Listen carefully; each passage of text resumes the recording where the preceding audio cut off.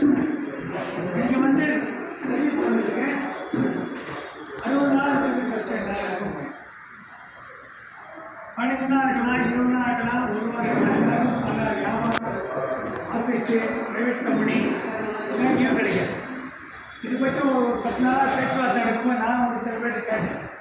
அதனால வெள்ளிக்கிழமை லீவ் போட்டு வெள்ளிக்கிழமை சனிங்க ஆஃபீஸு வெள்ளி சனி பண்ணலாம்.